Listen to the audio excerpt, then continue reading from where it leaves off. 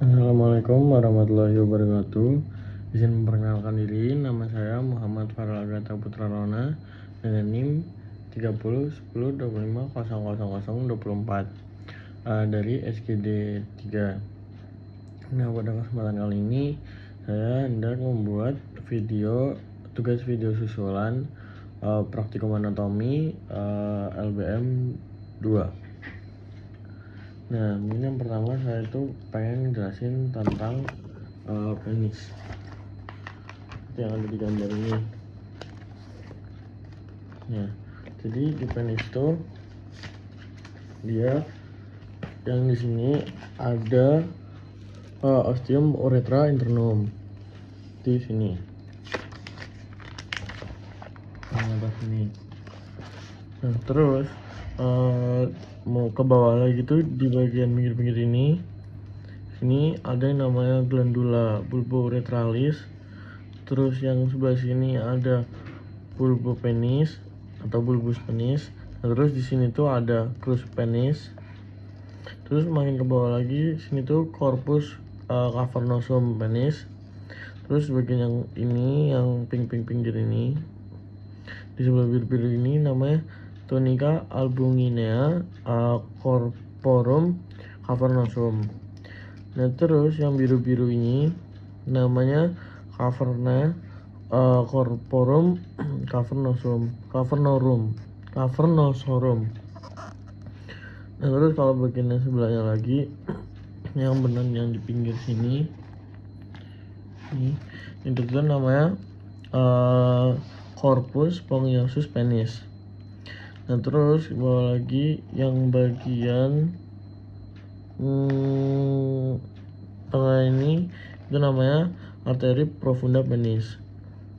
Nah, terus bagian pinggir sini yang arah keluar ini namanya arteri helicina. Nah, terus makin ke bawah lagi bagian ujung ini ada nama corona glandis. Terus di sini yang bagian yang titik-titik ini tuh nama glans penis. Terus di bagian yang di luarnya ini yang paling luar itu tuh namanya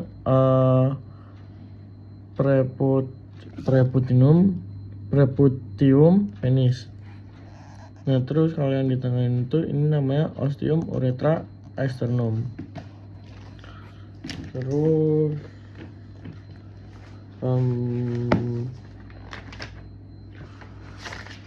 mungkin aku bakal jelasin yang penjelasan di diktat, kayak contohnya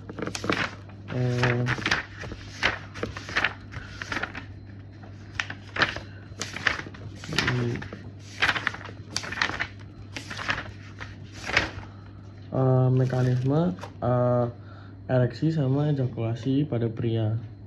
Nah, jadi kalau misal ereksi itu pertama itu awal mulanya itu dari rangsangan simpatis. Nah, terus dari rangsangan simpatis itu rangsangannya itu menuju ke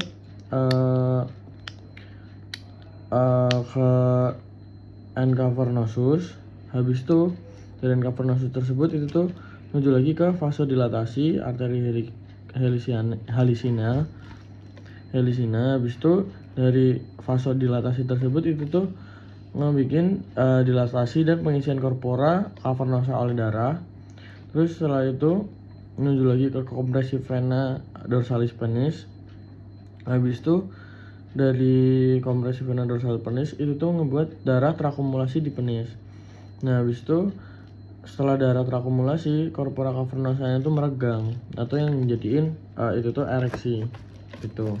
Nah, kalau ejakulasi itu tuh lanjutan dari yang ereksi tadi. Setelah korpora cavernosanya itu meregang atau ereksi, nah itu tuh ngebuat serabut saraf afrensoma. Terus habis itu ascendent ke cornu posteriornya itu posterior medulla spinalis segmen L1 dan L1 sampai L3 itu ada yang ascendent ke otak. Nah, terus setelah itu ke radix anterior midspine L1 sampai 23. Habis itu keluar lewat foramen intervertebralis. Habis itu ke descendants membentuk plexus hypogastricus and hypogastricus. Habis itu gabung dengan splanicus pelvicus, plexus prostaticus sama plexus deferentus. Nah, habis itu yang terakhir ke tunica muscularis ductus deferens atau ekspulsi, yaitu ejakulasi. Mungkin itu penjelasan dari mekanisme ereksi dan ejakulasi. Terus mungkin saya bakal ngejelasin tentang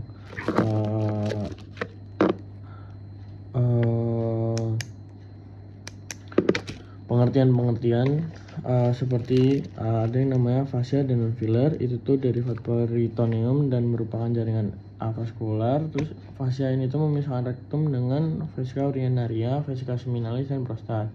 Nah, habis itu ada istilah juga namanya ureterolithiasis, itu tuh batu pada ureter. Terus glandula litere, itu tuh sinonim dari glandula uretralis yang akan mensekresikan kelenjar mukus yang akan bermuara ke lacuna ureteralis pada uretra pria. Pars spongiasa berfungsi untuk melubrikasi uretra. Terus ada juga cavum retsi, itu tuh celah yang dibentuk antara endopleura dan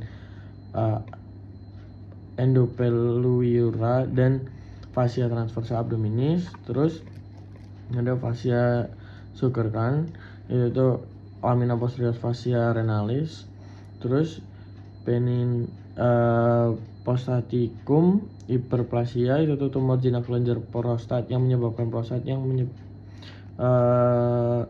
membesar hingga 100 gram atau ukuran normalnya itu 5 sampai 30 gram.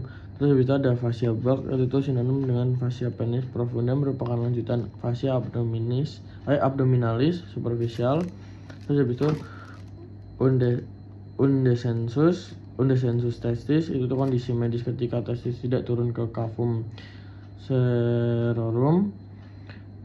Terus habis itu raphe penis, itu tuh penebalan pada linea mediana fascias uretralis penis. Terus habis itu terakhir ada linea Brondel yang artinya itu linea pada margo lateralis renalis, di mana arteri segmentalis dan keempat arteri segmentalis itu tidak berorastomosis.